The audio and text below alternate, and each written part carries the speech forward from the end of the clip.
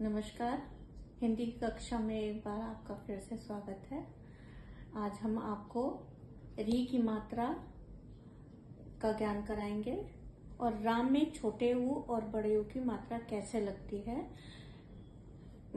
मुझे ऐसा लगता है कि इसका कॉन्सेप्ट सभी लोगों को क्लियर नहीं है, जिसकी वजह से ये जानना बहुत ज़रूरी है कि राम में छोटे ऊ और बड़े ऊ की मात्रा कैसे लगाएं, जिसका ज्ञान हम आपको कराने जा रहे हैं। तो आइए चलते हैं ब्लैक बोर्ड की तरफ।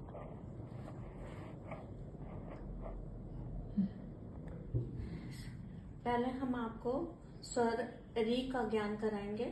री जैसा कि आपको देखने में आया है कि री इस तरीके से लिखा जाता है।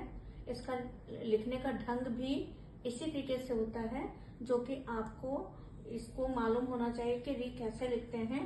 तो पहले आप वी इस तरीके से वी की तरीके से बनाइए, इसमें डंडी खींचिए, फिर उल्टा ना बना दीजिए, उल्टा ना बना करके छोटा सा टा बना दीजिए, तो ये आपका फॉर्मेशन सही बनेगा।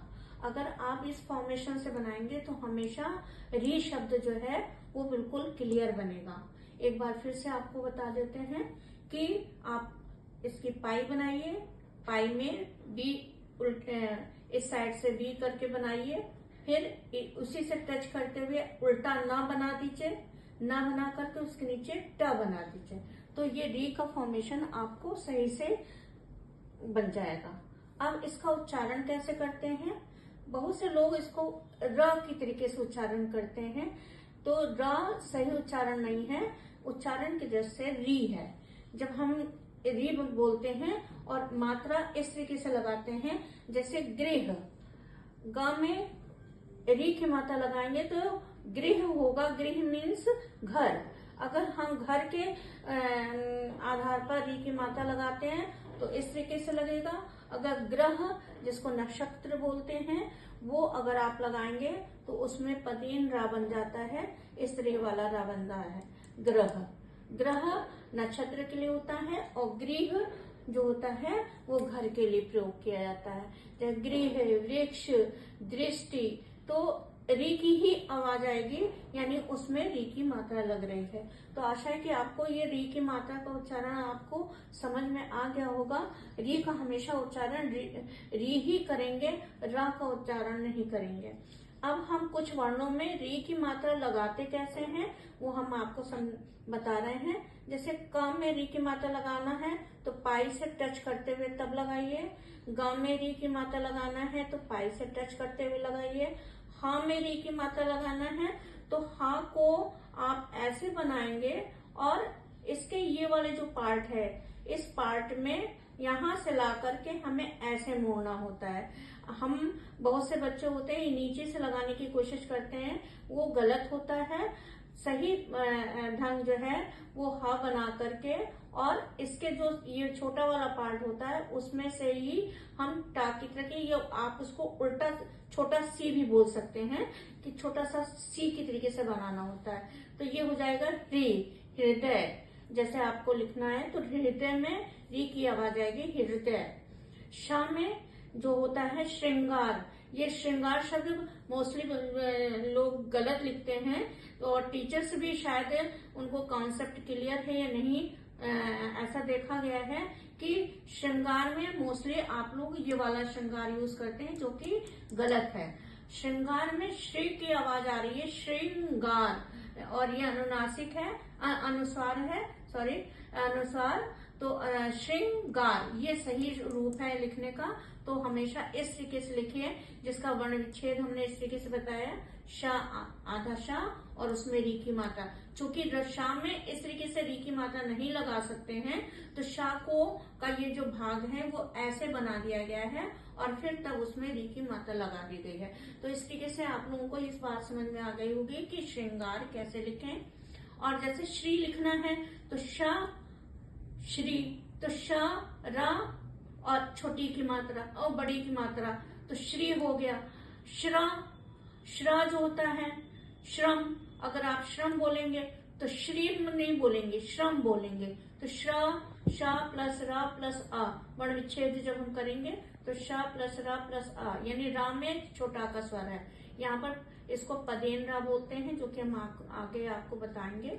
तो इस पदेन रा में श्र छोटा का स्वर है।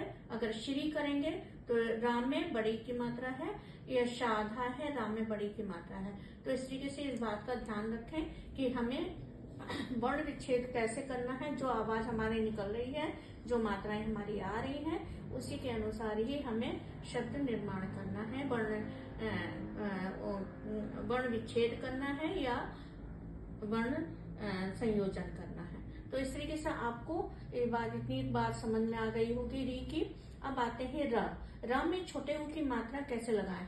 छोटे ऊ की मात्रा मोस्टली लोग गलत लगाते हैं, जैसे रु, रुपया, रुष्ट, गुरु, गुरु बोल रहे हैं तो रु अंदर ही जा रहा है, गुरु। तो यानी राग में छोटे ऊ की मात्रा होगी, जो कि छोटे ऊ की मात्रा हमेशा यहाँ से उसके पेट पर से ला करके ऐसे टर्न कर दी जाती है, इसमें इसके डंडी में मिलाते नहीं हैं। तो रु, गुरु, अगर गु में भी छोटे ऊ की मात्रा है, और रा में बहुत से लोग बड़े ऊ की मात्रा लगा देते हैं, बड़े ऊ की मात्रा नहीं लगती, छोटे ऊ की मात्रा लगती है, गुरु। पुरुष, पुरुष में भी रा में छोटे ऊ की मात्रा लगती है, बड़े ऊ की मात्रा नहीं लगती। रा में बड़े ऊ की मात्रा कैसे लगाएंगे, इसके पेट पर गोला बनाते हुए रा की मात्रा लगाएंगे, तो ये हो जाएगा। जैसे रा में रूप, रुद्र, तो यहाँ पर रुद्र, तो छोटे ऊ की मात्रा आ रही है, रूप बड़े ऊ की मात्रा आ रही है। तो जहां भी आपको बड़े ऊ की मात्रा का आप ही अगर मुंह गोल सा बाहर निकलता हुआ अगर आ रहा है तो उसमें बड़े ऊ की मात्रा होगी, अगर अंदर है तो केवल छोटे ऊ की मात्रा होगी। तो इतनी बात आपको ये छोटे ऊ बड़े ऊ की मात्रा का कॉन्सेप्ट क्लियर हो गया होगा।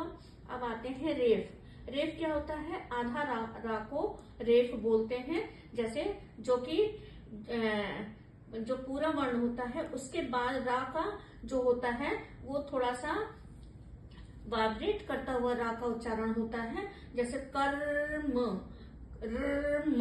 तो ऊपर जो भी आगे वाला वर्ण होगा उसके ऊपर ये इस तरीके से रेफ बन जाएगा, इसको बोलते हैं रेफ। तो ये रेफ जो है वो आगे वाले वर्ण के लगेगा, इस वाले वर्ण के बाद जो इन दोनों के बीच जिन दो वर्णों के बीच में आ रहा है, तो लास्ट वाले वर्ण में रेफ ऊपर लग जाता है। कर्म, है ना, धर्म, है ना। तो इस तरीके से आप इस चीज का ध्यान रखें। अब पदेन रा क्या होता है, जो पैर में उसके लगा होता है, पाई के पैर में लगा होता है, वो पूरा रा मानते हैं। उसमें जो भी मात्राएं आती हैं वही मात्रा हमारी उच्चारण की दृष्टि से देखी जाती है। जैसे क्रीम, अब ये क्रम लिखा है तो क में क्रम, छोटा का स्वर आ रहा है तो क्रम,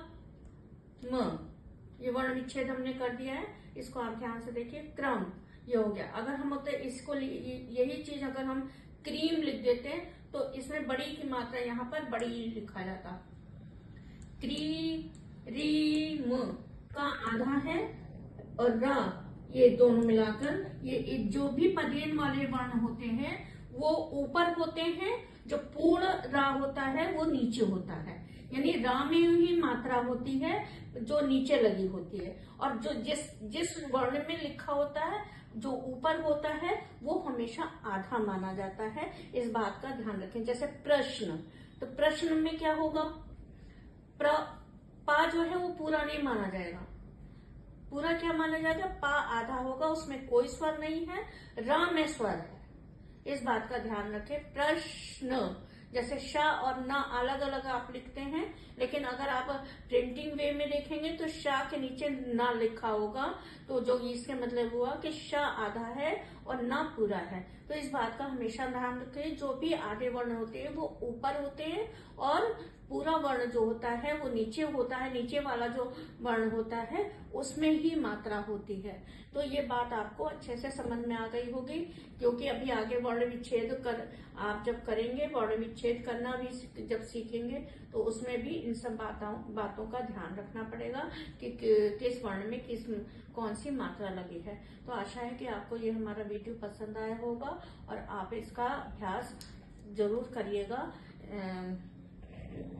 धन्यवाद।